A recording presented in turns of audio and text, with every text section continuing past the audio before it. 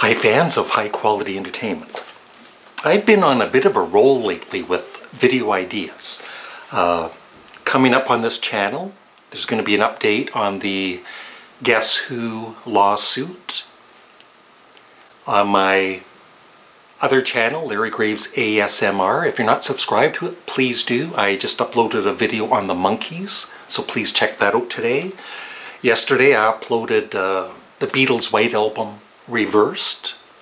I know, crazy. And yeah, and just other video ideas, and also for our album exchange. We're not doing it yet. It's been postponed for personal reasons, and you'll find out everything this we're going to be doing it this coming Sunday, and so I'll post the video on Monday. Everything's good. Just some updates for you. So I've done these kind of I think top 10 debut albums and maybe some kind of rankings before. But this one is, I just grabbed 15 debut albums from my collection, and I'm going to rank them from my least favorite to my favorite. I usually put worst to best, but even the worst isn't really the worst. But you want people to click on your video. Yeah, that's right. You want people to watch your videos. I know. It's crazy. So the albums I picked are the debut album by The Kinks, simply called Kinks. Talking Heads, 77. A band that I've talked about a bit in the through the years, but they're a very underrated band, and they made quite a few albums. I think they just recently disbanded. The Vibrators with Pure Mania. The Tubes' debut album. The Undertones. I like, with a debut album, a lot of the times it's just simply the band's name. I kind of like that. There's another one, just simply Yes. And of course that's the American album cover. I prefer that one. Oh, this band did not name it just by their name. They called it The Piper at the Gates of Dawn, Pink Floyd. The Monkees, and like I said on my ASMR channel, there's a video, so please check that out. I was just watching Andy and Alex do a reaction to Elvis Costello's My Aim Is True. And I'm in talks with them. They're kind of hard to communicate with, but they finally did get back to me, and they said they would love for me to interview them on this channel, so I'm hoping that comes true. And speaking of true, My Aim Is True by Elvis Costello.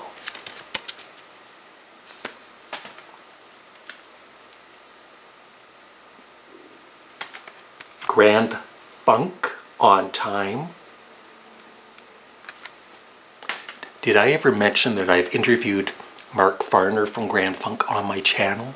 I think I might have once or twice or a dozen times. No, but I'm proud of it, so... And there's always newer viewers, so I'll keep saying it. The debut of Black Sabbath. Should do, I don't know if I have, like 10 creepiest album covers. That would definitely be near the top. Self-titled again, Blue Oyster Cult. Self-titled, Lou Reed, Glenn Kellaway from the Basement's favorite band.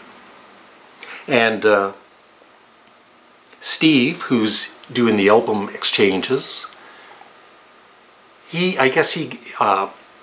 Glenn's in the States right now, I think in Florida, sunbathing, getting a tan, and Steve there was a way that Steve ended up giving Glenn a Lou Reed book to give to me, along with a Bob Dylan poster. So I'll be showing that in an upcoming video, unless Glenn decides to keep the Lou Reed book, because Glenn loves Lou Reed so much. Two more. Self-titled, Procol Harum, and self-titled Queen.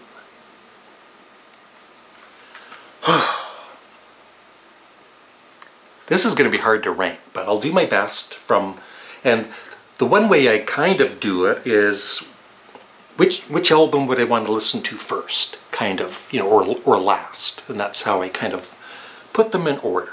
But this will be fun, at least for me. See you in a few.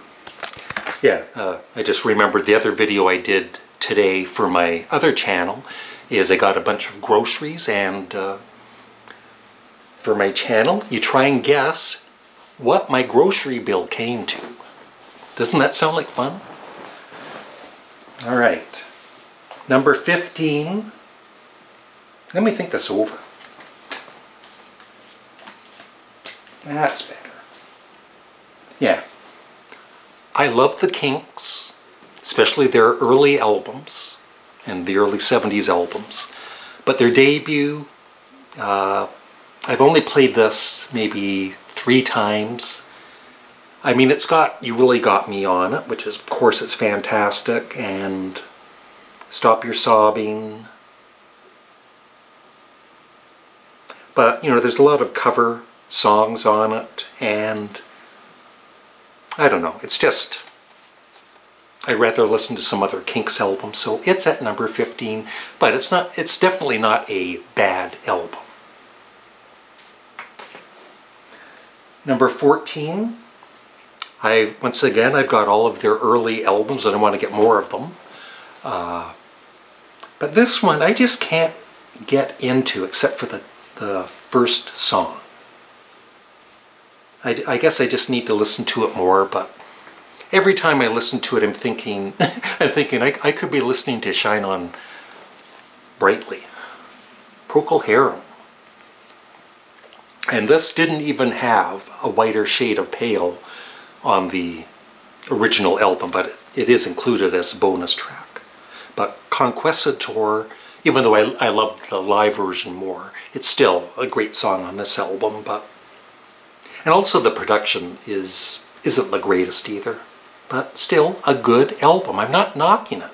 I just have other ones I would rather listen to. So that's 14. 13.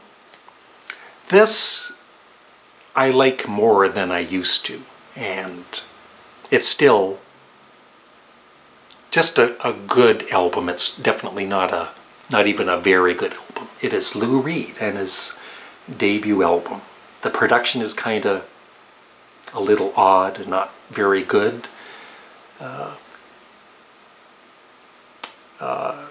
Steve Howe and Rick Wakeman are on this album. That's right.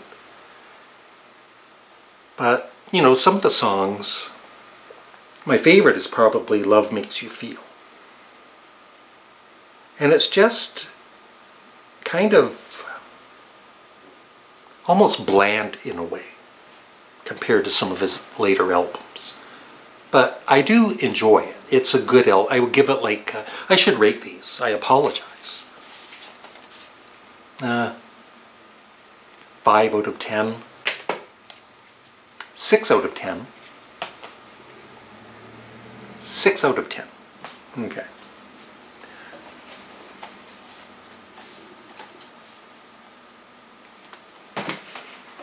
Number 12.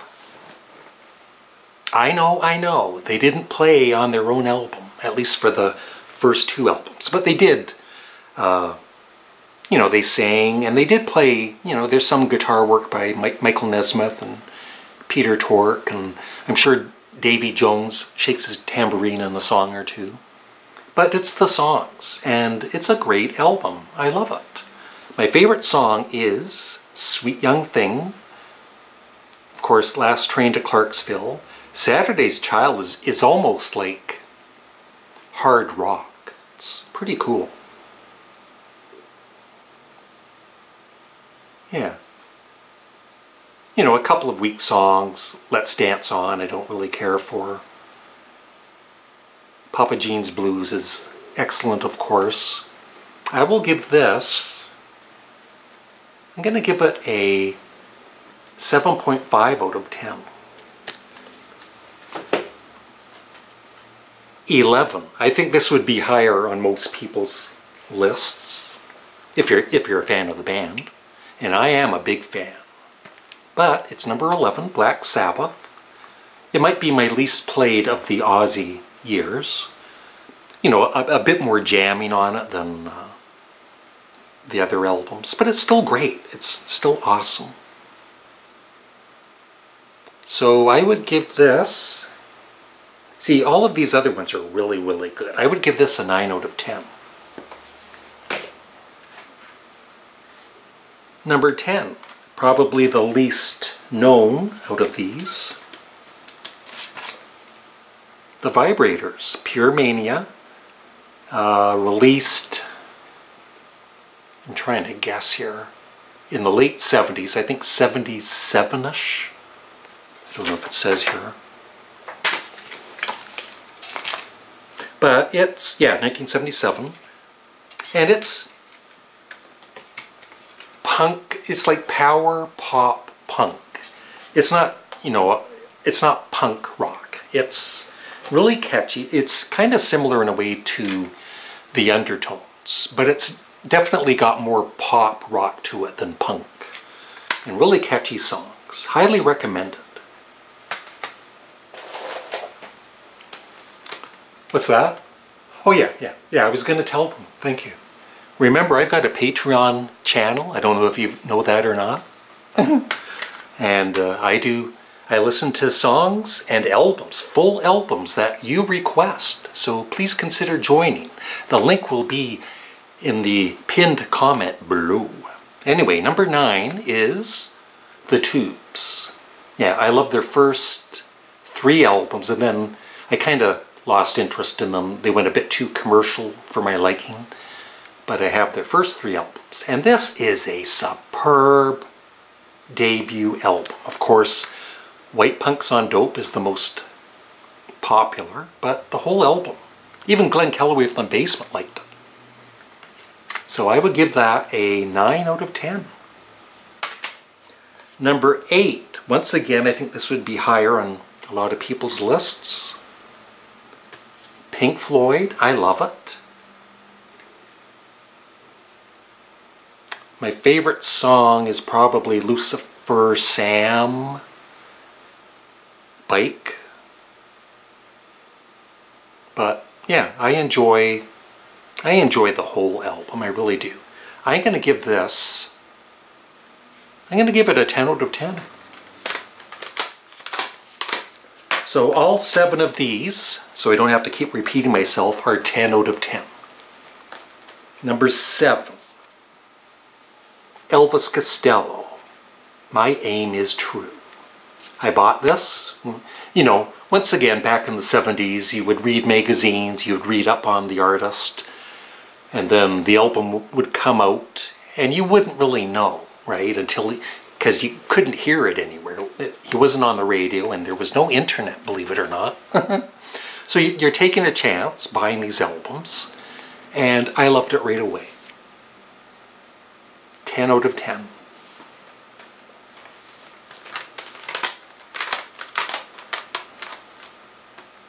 Number 6. Once again, a band I probably read about in a magazine or two. Just took a chance, bought the album, and I loved it right away. The Undertones. I have their first 4 albums, the ones with Feargal Sharkey, and I love each and every one of them.